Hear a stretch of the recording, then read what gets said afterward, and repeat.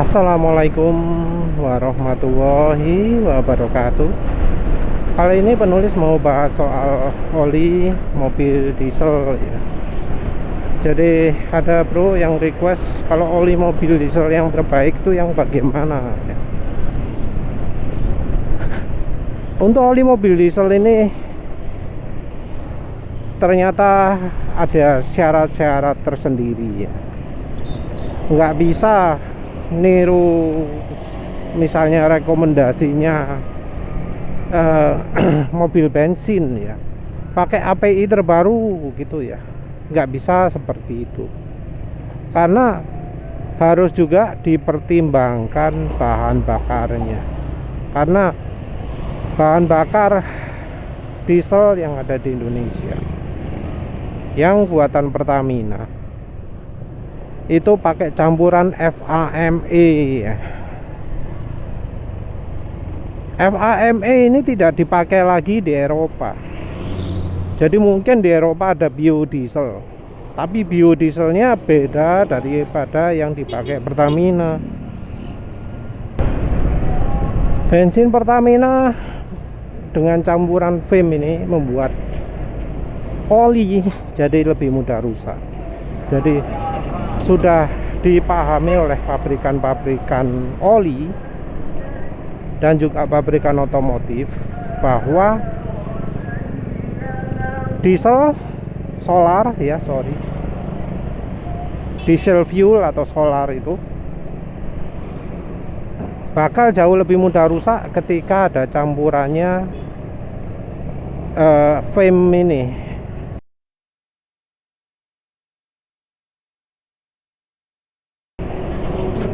Jadi kalau yang 5% saja itu sudah bikin filter olinya itu cepat kotor. Nah, kalau pakai kalau pakai yang B20 jauh lebih parah lagi ya.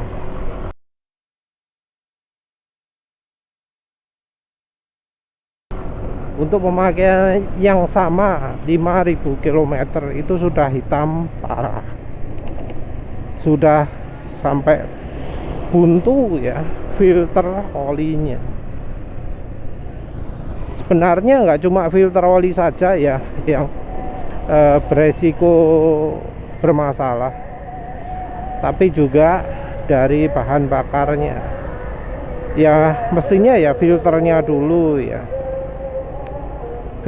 dulu bermasalah. Pakai biosolar, filternya jadi harus diservis, itu sesuatu yang wajar.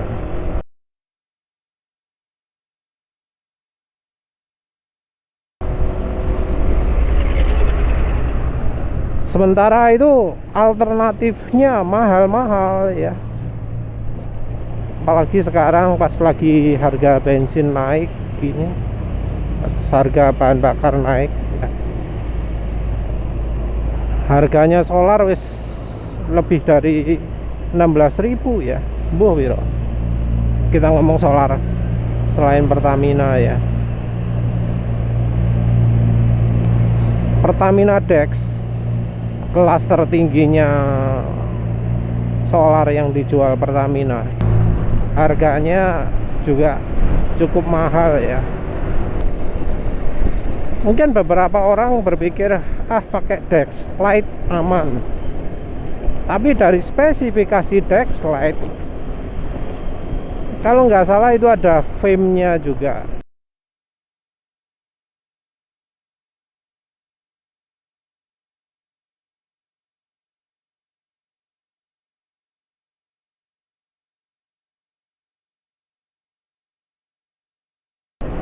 Kandungan bahan bio sendiri dari sisi harga justru membuat harga solarnya lebih mahal ya, lebih mahal. Tapi dipaksakan ya, entah mengapa ya, katanya lebih hijau, padahal ya enggak juga.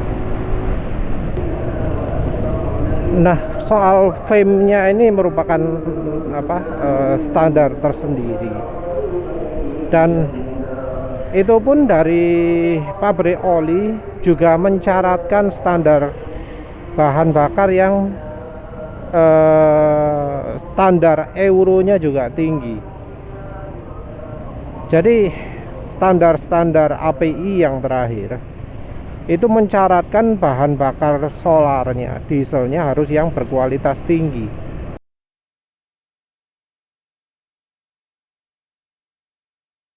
Sayangnya penulis kurang begitu tahu apakah bensin Pertadex ini sudah termasuk yang kualitas tinggi, yaitu yang euro berapa, itu yang kandungan sulfurnya kurang dari 50%. Penulis nanti coba carilah, tapi ingat penulis enggak.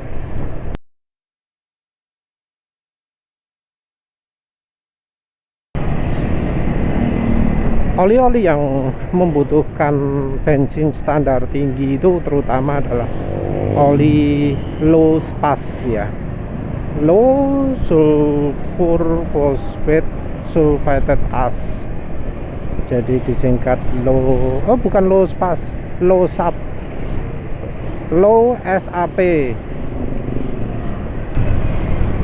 low SAP opo, low SAPS ya.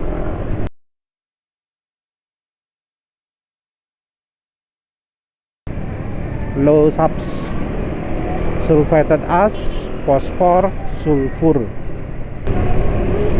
Perlu diingat bahwa kandungan fosfor dan sulfur pada oli merupakan salah satu bagian dari aditif. Jadi oli dengan low subs itu kandungan aditifnya lebih sedikit. Kandungan lebih sedikit artinya perlindungan mesinnya lebih kecil. Karena ya yang jadi andalan perlindungan oli untuk mesin itu ya kandungan aditifnya. Kalau dikurangi ya pasti kemampuan perlindungannya kurang. Karena kemampuan perlindungan ini kurang, makanya untuk oli low sub diharuskan menggunakan bahan bakar yang KW1 ya, yang paling baik. Jadi harus dipikirkan lah, jangan terlalu jangan terlalu merasa wah ini trennya sekarang kayak gini, saya harus ikut-ikut. Lihat dulu syarat dan ketentuan berlakunya. Ya kalau bengkel yang sudah mapan ya sudah profesional, nggak akan merekomendasikan oli diesel sembarangan ya, terutama dari grup-grup gitu ya. Ada yang ngomong jangan pakai oli standar API CI, pakai API CK, API apa satu ring K, CJ. Kenapa? Ya salah satunya itu ya, padahal nggak sepenuhnya benar sih ya, karena standar API itu cuma bisa kita pakai acuan kalau di bungkus olinya itu ada logo API. Kalau nggak ada logo API ya anggap oli gelap lah, aditifnya nggak jelas, kemampuan oli ini nggak jelas. Kecuali kalau oli tersebut dulu sudah pernah lulus API ya. Seperti oli-oli Meseran B40, oli Fastron diesel gitu, dulu pernah lulus, sekarang sudah enggak karena mungkin enggak diperpanjang lagi. Oli diesel yang masih ada logonya kalau nggak salah Mediterranean SX ya.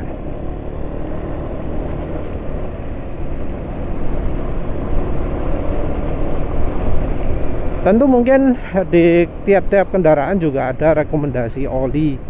Oh, harus pakai standar ini, standar ini, standar ini. Tapi ya lihat aja, itu sudah memperhitungkan bahan bakar atau enggak. Kebutuhan bahan bakarnya pakai apa. Kalau ternyata di buku manual itu bahan bakarnya suruh yang KW1, tapi kita sendiri pakai yang KW5, ya berarti olinya juga jangan pakai oli yang direkomendasikan, karena oli kalau untuk mobil diesel itu disesuaikan dengan bahan bakarnya. Malah berbahaya kalau misalnya bahan bakarnya pakai biosolar, oli mesinnya pakai oli low subs, apalagi terus kemudian pakai acuan ganti oli sesuai buku manual. Nah itu bahaya. Kalau untuk diesel agak susah ya untuk mengetahui acuan suara, tapi ya tetap penulis rekomendasinya apakah suara mesin asak-asak, terus apakah warna oli hitam. Walau warna oli hitamnya kalau oli diesel itu caranya spesial ya, yaitu dengan tes ke kertas tisu, dan kertas tisunya dibiarkan kering. Kalau di uji blotter test warna abu-abu itu masih dianggap aman, tapi menurut penulis kalau sudah abu-abu ya baiknya diganti aja lah.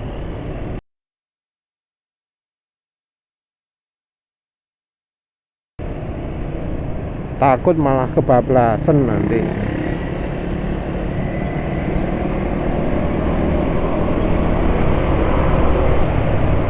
Apalagi kalau pakai biosolar ya, resikonya makin besar.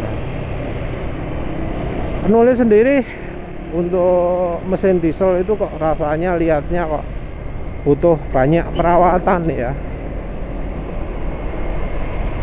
Jadi ada gurah, EGR, walau ada juga yang EGR delete, nggak pakai EGR lagi, exhaust gas recirculation ya, karena EGR itu sumber apa masalah katanya. Tapi walau ada juga yang kalau EGR-nya di delete malah ada resikonya. Sayang untuk soal-soal ini penulis kurang begitu tahu ya, apa resikonya pakai delete EGR itu. Kalau delete catalytic converter juga ya sesuatu yang rekomendasi juga sih sebenarnya, karena kalau di diesel, di solar itu mau nggak mau catalytic converter bakal kena jelaga juga. Kalau di luar negeri kita bisa lihat beberapa video tayangan yang membersihkan saluran tersebut, diesel particulate filter. Entah apakah mobil di Indonesia yang populer-populer yang pakai diesel itu ada DPF-nya ya, penulis kurang tahu. Mungkin yang keluaran luar aja mungkin ya, karena penulis kok nggak pernah lihat ada yang jasa membersihkan DPF kalau untuk pabrikan lokal. Mungkin juga wis langsung dihilangkan aja ya, karena ya pengukuran polusi di Indonesia kan nggak seperti di luar negeri yang harus kadar CO-nya sekian gram per kilometer. Kalau di Indonesia acuannya cuma persen ya, jadi nggak masalah. Ya sayangnya penulis juga nggak ada pengalaman punya kendaraan diesel. Kalau punya pun ya paling bakal sulit merekomendasikan, karena ya nggak dipakai tiap hari mobil ya. Harus dipelajari sendiri-sendiri ya. Acuannya tetap suara mesin asak-asak, warna oli, kekentalan gitu. Kalau soal kekentalan ada dua macam cara ya. Yang satu adalah kalau olinya jadi lebih encer dari standarnya. Jadi kalau menurut acuannya API, oli itu masih layak pakai selama kekentalannya masih sama dengan grade-nya. Jadi kekentalan oli itu satuannya kan CST. Kekentalan di 100 derajat, kekentalan di 40 derajat, itu kan satuannya CST. Begitu dipakai, oli akan makin lama makin encer. makin lama makin encer. Nah, oli tidak boleh sampai melebihi keenceran grade-nya tertentu. Misalnya kalau SAE 40 piro bawah 13,5 kalau nggak salah ya, CST kalau nggak salah, habis lali. Terus oli setelah jadi encer akan jadi kental juga. Jadi oli itu makin encer karena oli itu kena siar kan, kena potongan-potongan. Setelah itu oli akan jadi kental lagi karena ada oksidasi. Tentu ya, kalau mesinnya fuel dilution, pumper oli juga nggak akan jadi kental ya, jadi makin encer malah.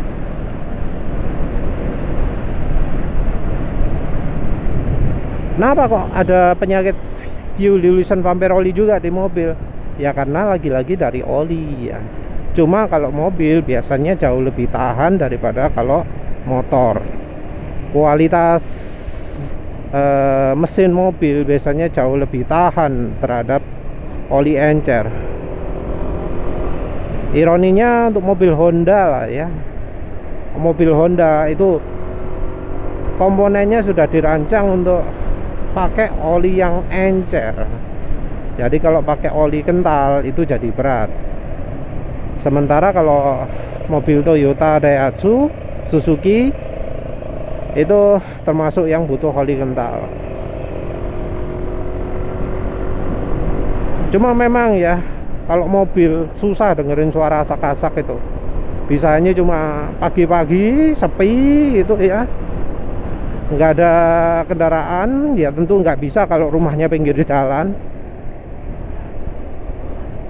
Pagi-pagi sepi gitu, nyalakan mesin, dengarkan ada suara asak-asaknya atau enggak. Kalau mobil penulis mobil bensin. Kalau pagi-pagi sekali masih bisa lah dengarkan perbedaan suara asak-asak atau enggak. Kondisinya sekarang oli 10.000 km sekitar ya. Jadi suara mesinnya juga sudah mulai kasar ya, harusnya ganti oli ya. Tapi itulah ya. Jadi oli untuk soal standar, jangan mengacu sembarangan. Harus pastikan dulu sama dengan bahan bakarnya. Nggak pakai bahan bakar spesial ya, jangan pakai yang low subs. Kalau pakai bahan bakar yang banyak fame-nya, harus pakai oli yang lebih tahan terhadap fuel dilution dan oksidasi. Jadi makanya penulis seringnya rekomendasikan meseran B40 ya ke mereka-mereka yang memiliki mobil diesel, karena jaga-jaga butuh lebih banyak aditif. Oli lain adalah oli Fastron ya, Fastron diesel. Penulis nggak bisa rekomendasikan meseran Mediterranean SX Bio ya. Mediterranean SX Bio itu adalah varian dari Mediterranean SX yang khusus untuk pemakaian biosolar, karena katanya malah bahannya kurang begitu tahan. Mungkin dari sisi aditif lebih tahan, tapi bahan olinya entah kenapa nggak tahan kocok.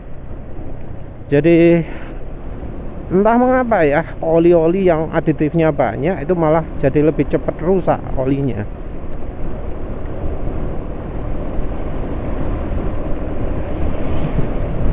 Masalahnya juga mesin diesel itu RPM rendah, terus pengaruh dari bensinnya, pengaruh dari asap jelaganya, jadi lebih susah ya. Nggak bisa sembarangan menerapkan ilmu di motor. Kalau oli-oli diesel sendiri yang pernah penulis coba cukup oke itu ya, selain meseran B40, meseran SE40, Fastron diesel, Delvaguan, Caterpillar, apa maneh. Kalau Rimola bahan olinya ya yang cepat rusak. Rimola R4 Plus belum nyoba. R4X, R2 yang sudah, itu bahan olinya cepat rusak. Mediterranean SX sudah ada nyoba 2, Mediterranean SX biasa dan Mediterranean SX Ultra GLE. Apa maneh? Delvaguan cukup oke. Ya setara Fastron diesel, tapi ya kalau bicara pemakaian di motor itu kalah awet daripada meseran SE40. Daripada beli Delvag MX yang buatan federal, mending beli Caterpillar kalau nggak bisa dapat Delvag MX made in Singapura ya. Oh mana oli diesel. Oh ya, oli Vega itu lumayan juga ya. Oli Kirange juga, walau penulis nggak tahu apakah oli Kirange itu betul bisa layak disebut oli diesel, karena yang pakai kebanyakan motor ya, aneh loh. Jadi Kirange SE40 itu justru malah terkenalnya oli motor, bukan oli diesel. Tapi ya itu tadi ya, kalau untuk mobil diesel harus perhatikan oksidasi olinya.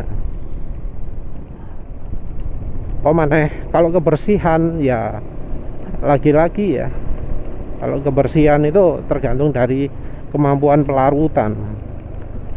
Dan untuk meningkatkan kemampuan pelarutan yang selama ini sudah terbukti sip itu ya campur minyak goreng. Jadi penulis rekomendasikan kalau pakai oli diesel di mobil diesel, kalau pakai oli di mobil diesel pakai campur minyak goreng ya. Merek rekomendasi Kunci Mas, Wilma, KCO. Kalau misalnya pakai minyak jagung atau minyak canola, baiknya nyoba yang campur dengan minyak sawit. Mereknya yang rekomendasi Dianas dan JCO. Ya wes lah, itu saja. Terima kasih udah menonton. Assalamualaikum warahmatullahi wabarakatuh.